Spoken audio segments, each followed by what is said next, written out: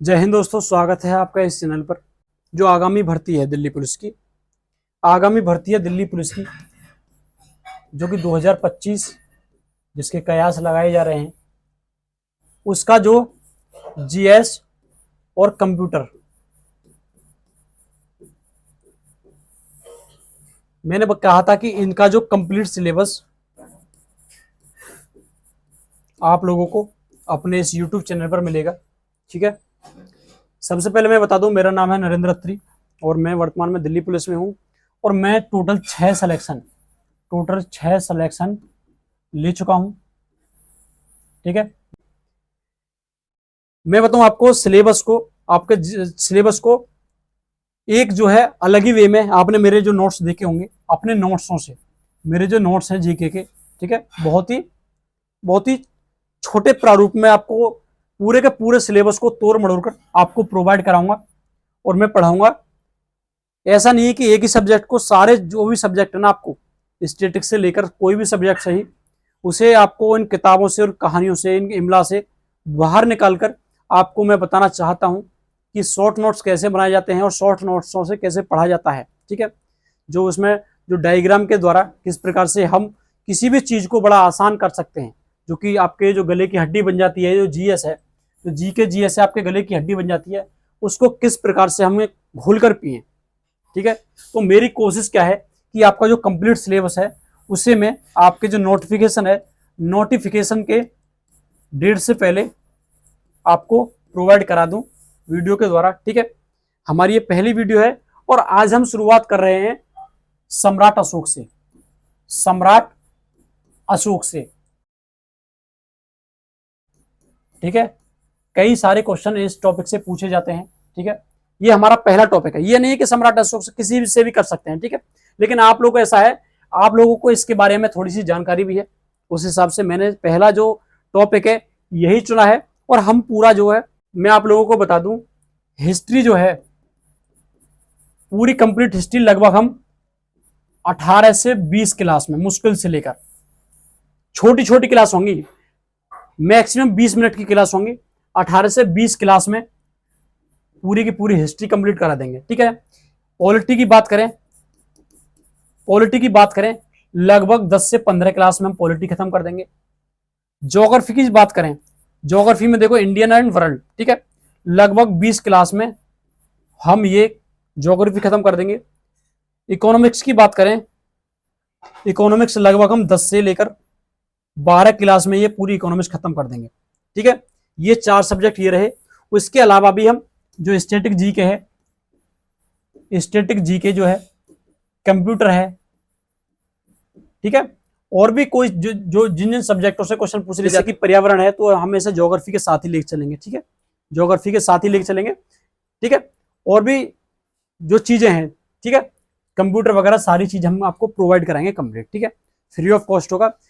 Free of cost क्या है, इसकी सिर्फ एक कीमत है, वो कीमत है सपोर्ट करना।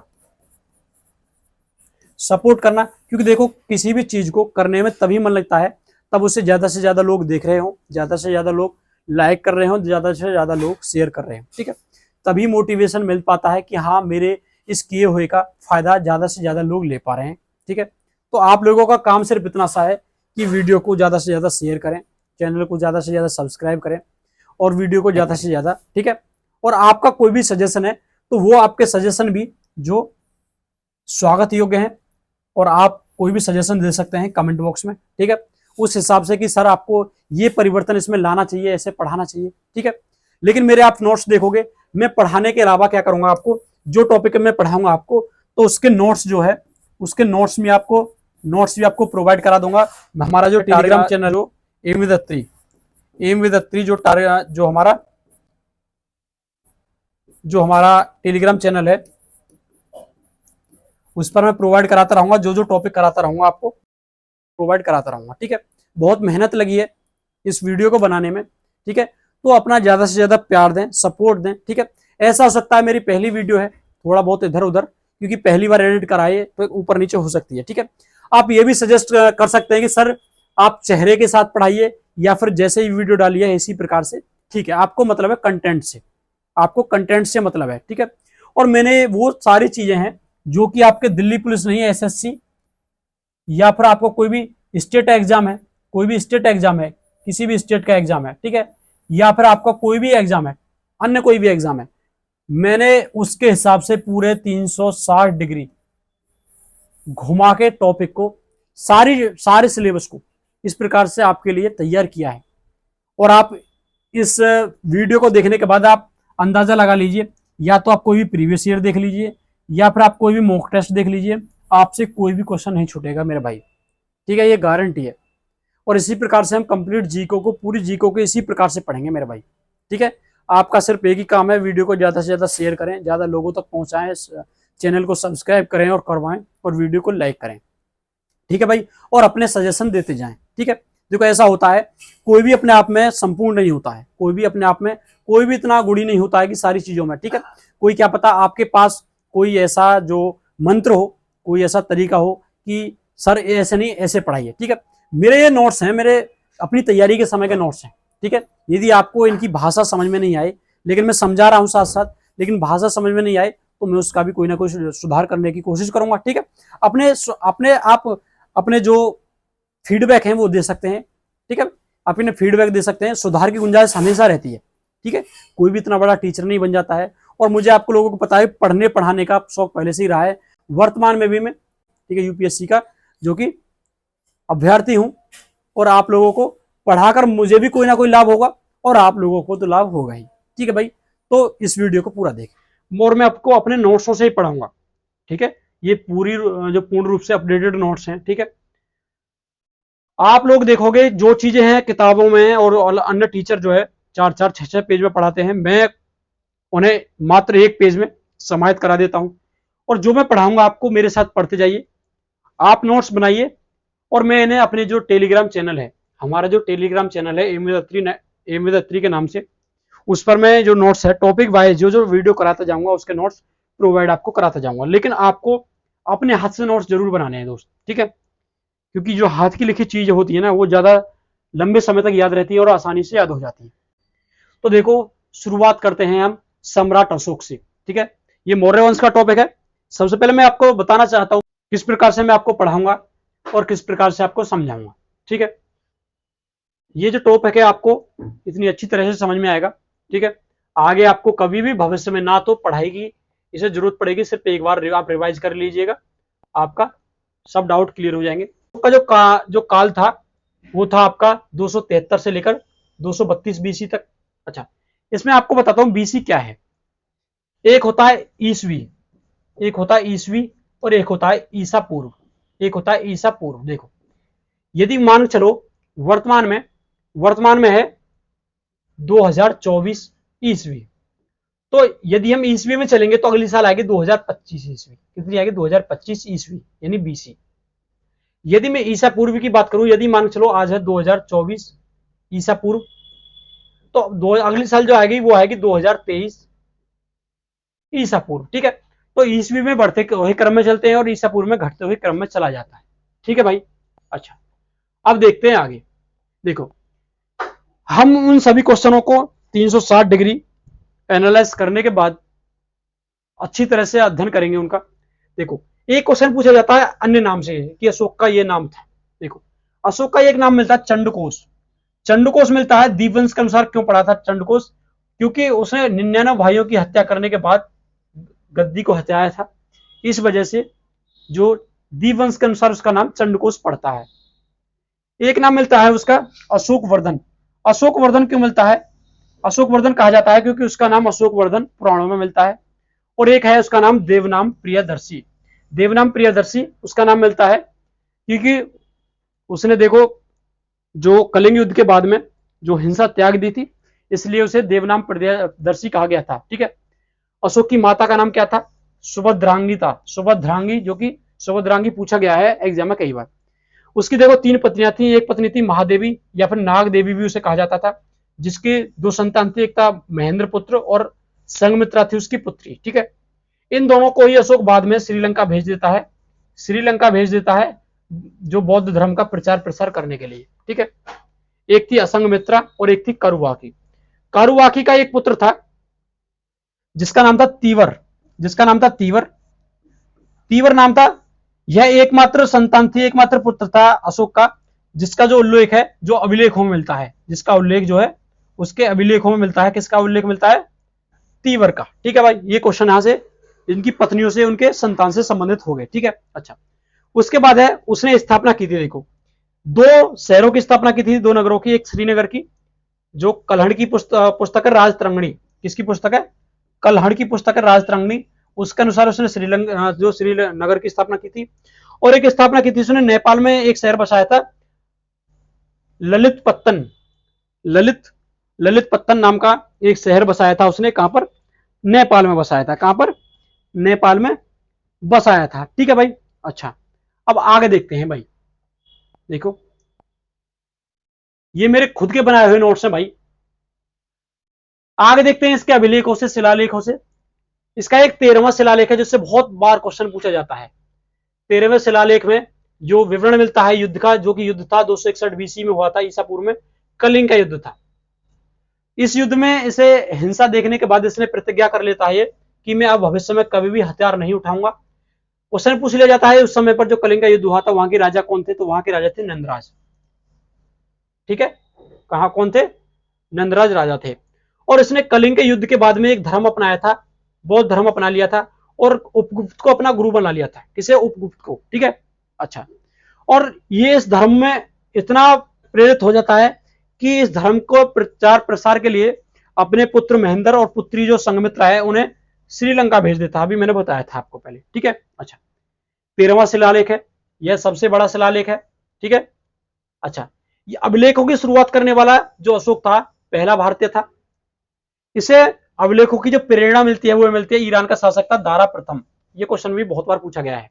ठीक है, 13वां जो शिलालेख है, 13वां शिलालेख है। और बाकी जो अभिलेख हैं, बाकी जो अभिलेख है उसमें जो अशोक के कार्यों का क्या है? विवरण मिलता है। अशोक के कार्यों का विवरण मिलता है। क्वेश्चन पूछ लिया जाता है कि अशोक के कार्यों का विवरण कहां से मिलता है? अभिलेखों और शिलालेखों से। ठीक है, अच्छा। अभिलेखों का और शिलालेखों का इसका उद्देश्य क्या था? वो था जनता का संबोधन। जिस प्रकार से कोई भी सरकार वर्तमान में देखा जाए, सरकार कोई भी नियम बनाती है तो उसके लिए एक पीआईबी द्वारा एक नोट जारी किया जाता है कि अब ये नियम बना दिया गया है, इसके ये प्रावधान है। ठीक है, इसकी जो भाषा थी वो प्राकृत थी और लिपि थी ब्राह्मी लिपि थी। क्या थी? लिपि थी ब्राह्मी लिपि थी। ठीक है भाई, अच्छा। लेकिन क्या है, पश्चिम उत्तर भारत के अरामाइक और खरोष्टी लिपि में है जितने भी जो इनके अभिलेख शिलालेख हैं। देखो इनके खोज देख लेते हैं अभिलेख शिलालेखों की। सबसे पहले खोज की थी 1750 में टी पेंथलर के द्वारा, जो कि दिल्ली अभिलेख को खोजा जाता है। लेकिन पढ़ने में सफलता पाते हैं 1837 में जेम्स प्रिंसेप। जेम्स प्रिंसेप जो है वह इनके अभिलेखों को पढ़ने में सफलता हासिल करते हैं, जो कि दिल्ली टोपरा अभिलेख को पढ़कर हासिल करते हैं। आगे देखते हैं इनके बारे में। देखो उसके बाद देखते हैं इनके बारे में दीर्घ शिलालेख। दीर्घ शिलालेखों के बारे में देखते हैं। देखो दीर्घ शिलालेख 14 मिले हैं। 14 जो है 8 स्थानों से प्राप्त हुए हैं। ठीक है, जो कि देखो इनमें से खरोष्टी लिपि में 2 है। खरोष्टी लिपि में 2 है, एक सहवाजगढ़ी है जो कि पेशावर में पड़ता है, और एक है मानसेहरा जो कि हजारा पाकिस्तान में पड़ता है। दोनों पूछे गए हैं कि निम्न में से कौन सा जो शिलालेख है वो खरोष्टी लिपि में मिला है? तो सहवाजगढ़ी और मानसेहरा दोनों क्या है? खरोष्टी लिपि में मिले हैं। और अन्य की जो भाषा प्राकृत है और लिपि ब्राह्मी लिपि है। ठीक है, सिर्फ यही है खरोष्टी लिपि में मिले हैं। अब बात करते हैं इनके स्तंभ लेखों की। स्तंभ लेखों की बात करते हैं। देखो स्तंभ लेख जो है,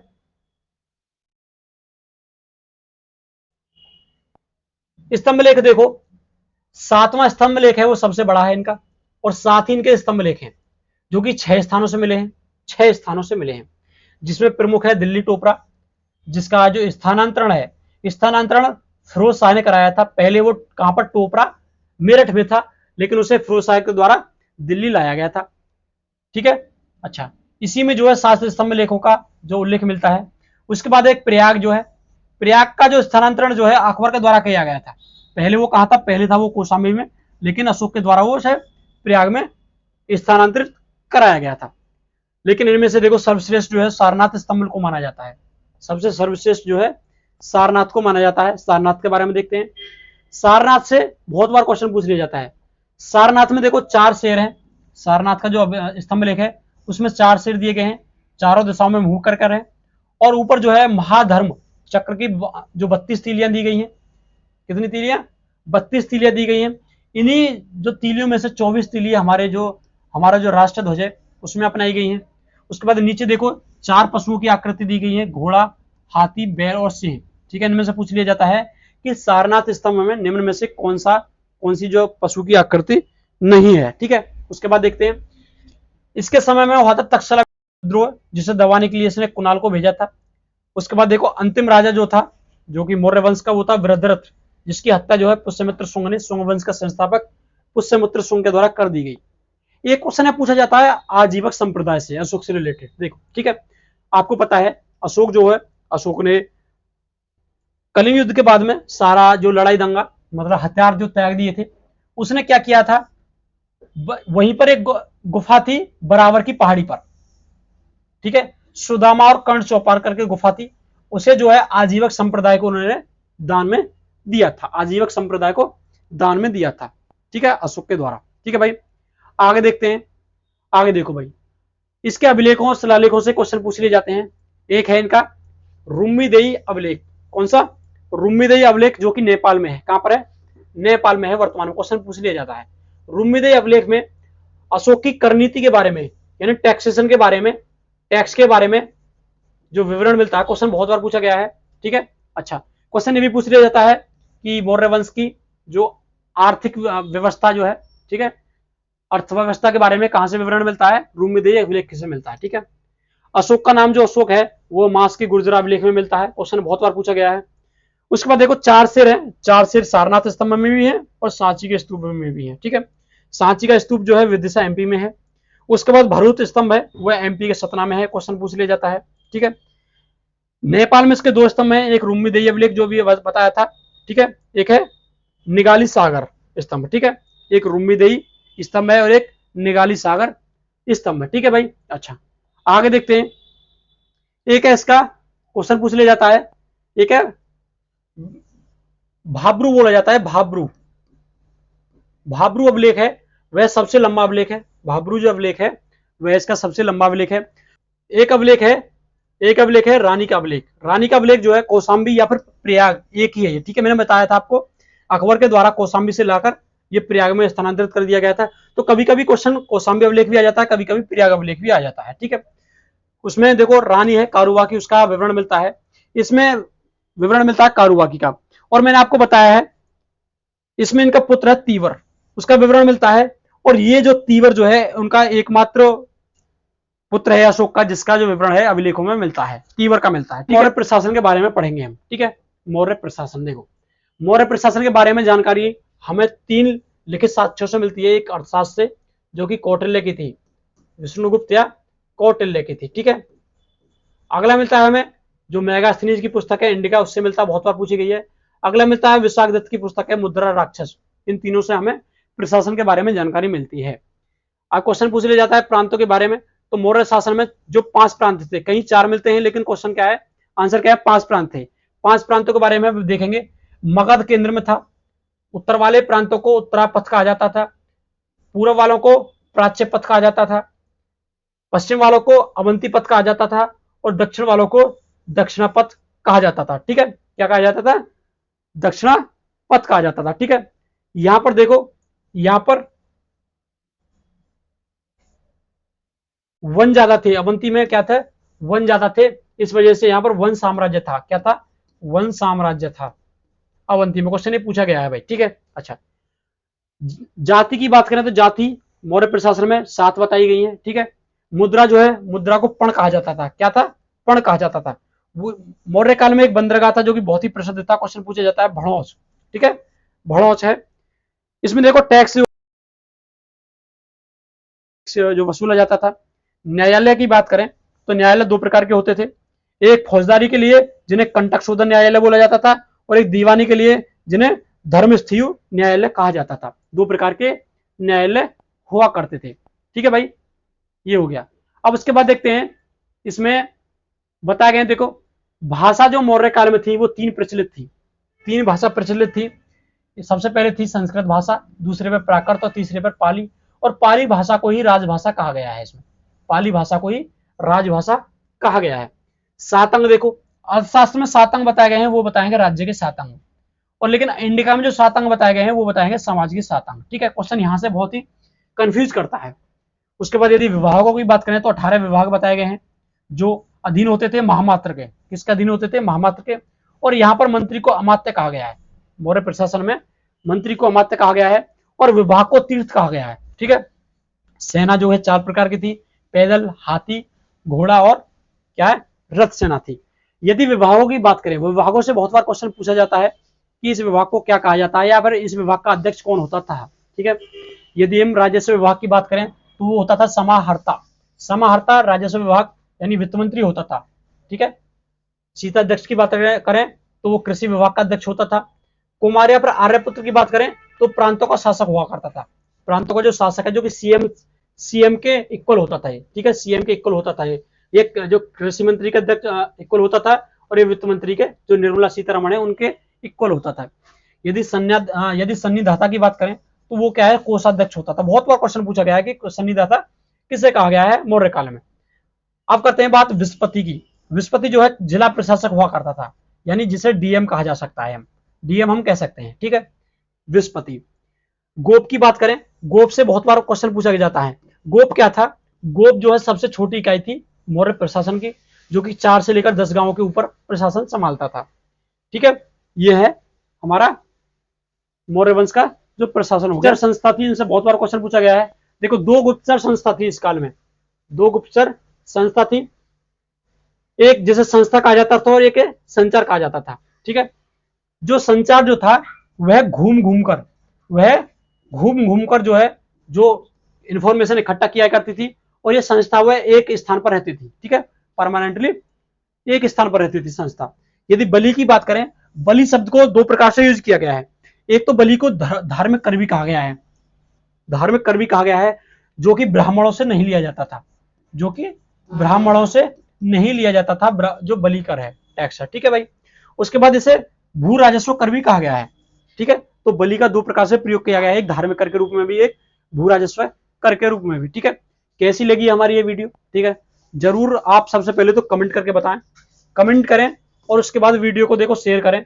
एक मोटिवेशन, देखो पढ़ाने के पीछे ना एक मोटिवेशन होता है, और यूट्यूबर का एक यूट्यूबर का जो मोटिवेशन है वो है क्या है कि हाँ मेरी वीडियो को ज्यादा से ज्यादा लोग देख रहे हैं, ज्यादा से ज्यादा शेयर कर रहे हैं, ज्यादा से ज्यादा कमेंट कर रहे हैं, ज्यादा से ज्यादा लाइक कर रहे हैं। ठीक है, तो और ज्यादा से ज्यादा सब्सक्राइबर ये वीडियो लेकर आ रही है, तो उसी को हम प्रेरणा का स्रोत मान लेते हैं। ठीक है, तो देखो मैं क्या बताऊं आपको, हमने ये टॉपिक है, ये टॉपिक इस तरह से पढ़ा है कि इससे कोई भी एग्जाम, चाहे आप कोई भी एग्जाम उठा लो, चाहे अब तक हो गए हो उनके उठा लो, या फिर आप मॉक टेस्ट कोई भी लगा रहे हो, तो आपको आज आपने जो अशोक पढ़ा है, अशोक जो टॉपिक पढ़ा है, सम्राट अशोक, इससे कोई भी क्वेश्चन आपसे बाहर नहीं जाएगा, कोई भी क्वेश्चन नहीं छोड़ेगा। ठीक है, और हम इसी प्रकार से पूरा का पूरा जो सिलेबस है, पूरा का पूरा जो दिल्ली पुलिस का सिलेबस है उसे कंप्लीट करेंगे।